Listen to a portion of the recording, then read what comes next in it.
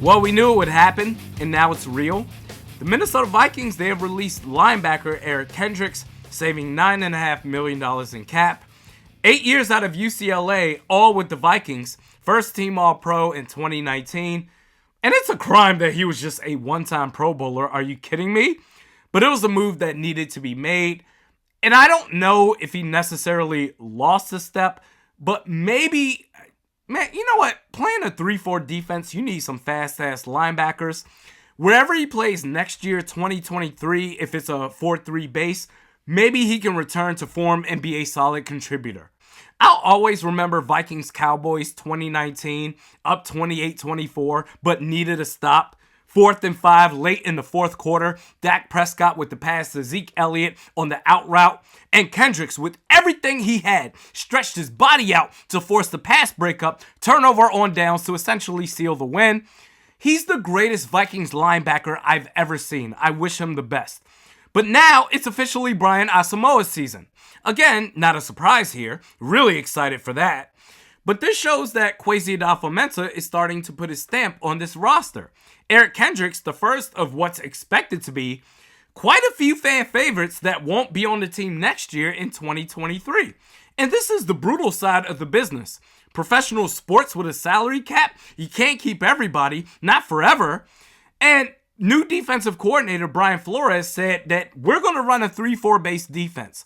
Last year, Eric Kendricks couldn't keep up, and with an $11.4 million cap hit, unfortunately, it was time. NFL teams, they have to get under the salary cap a week from Wednesday by 4 p.m. Eastern. And with the release of Kendricks today, Minnesota, they're about now $15.7 million over the cap. And for Kwesi, we're starting to see the beginning of a striking difference between the current Vikings front office and the previous one.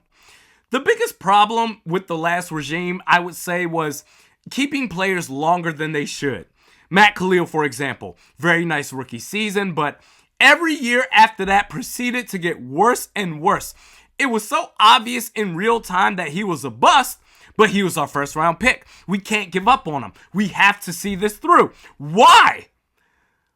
The Eagles, after drafting Jalen Reagor in the first round, before Justin Jefferson, by the way, gave this man 2 years and said, nope. Not only did the front office not cut their losses with Khalil as bad as he was, they signed him to a 5th-year option. Anthony Barr, you think it's a coincidence that he was no longer with the team once the new regime took over? No! Should have let him go in free agency to the Jets. But it's different now. Cam is an analytics guy. And the one thing I know about analytical individuals is that their business decision-making is influenced mostly, if not solely, off of data. They don't allow emotion to cloud their judgment. Eric Kendricks was a great player, and you can make the argument that last year, 2022, was a blip in the radar. It was a one-off. That's the first down year that he had. Could it be going from a 4-3 defense to a 3-4 with Ed Donatel in charge? You could say, well, you know what? He could easily have a bounce back year given the right situation. But for an analytical individual, it's like, okay, well, he's 31 years old. Our defense needs to go through a whole rebuild. We have to get faster and younger. Before this move today, cutting Eric Kendricks, we were just over $24 million over the cap. We have to get under the cap by next week's deadline. It's tough, but it's necessary. Dane Winge says, we have Jalen Nailor. Give him a chance. You got to remember, we're looking for a bona fide wide receiver too. Somebody that can step in and produce with no problems, especially when the secondary is bracketing Justin Jefferson. I think asking a 6th round draft pick last year to step in and fill that role is just a lot. I address it in free agency with a guy like Jacoby Myers, but my preference is in the draft. John Doe says, 49ers are not trading Trey Lance to Minnesota for Kirk Cousins. Sorry, guys. Good. I don't want Trey Lance. Trey Lance, to me, is Anthony Richardson right now. A very athletic player, but you don't know what you're getting from him as far as being a passer. Me, If I was Kwesi Adolfo-Mensah running the Vikings front office, I want a future first-round pick.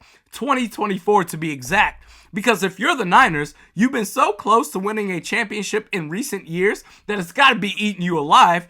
And especially the NFC Championship game against the Eagles, where the last three quarters, you had Josh Johnson. We'll say, anecdotally speaking, just off the top of my head, from the second half on through the rest of the game, you didn't have a quarterback. Kirk Cousins, he solves that problem for you as far as being durable. I want a first-round pick. And lastly, Zach Holane, who I'm sure I'm butchering your name here. My apologies for that. Zach Holane says, Randy, thoughts on making a move for Will Levis? To me, Will Levis is Kirk Cousins in Washington and his early years in Minnesota. Zero pocket awareness. I think Kirk, finally, goodness, his last 2 or 3 years, age 33, 34, has gotten better in terms of his pocket awareness. But Will Levis, he's going to take some hits early on.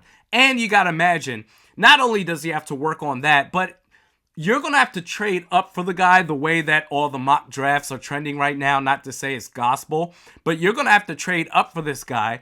And if so, you're going to have to give up future picks. You have so many holes to address on this team. Do you really want to do that? I feel like Hendon Hooker has all the tools you're looking for. And if not for the torn ACL, maybe he would be a first-round pick. I would go safe this year, and if necessary, go for broke next year in terms of going for a quarterback.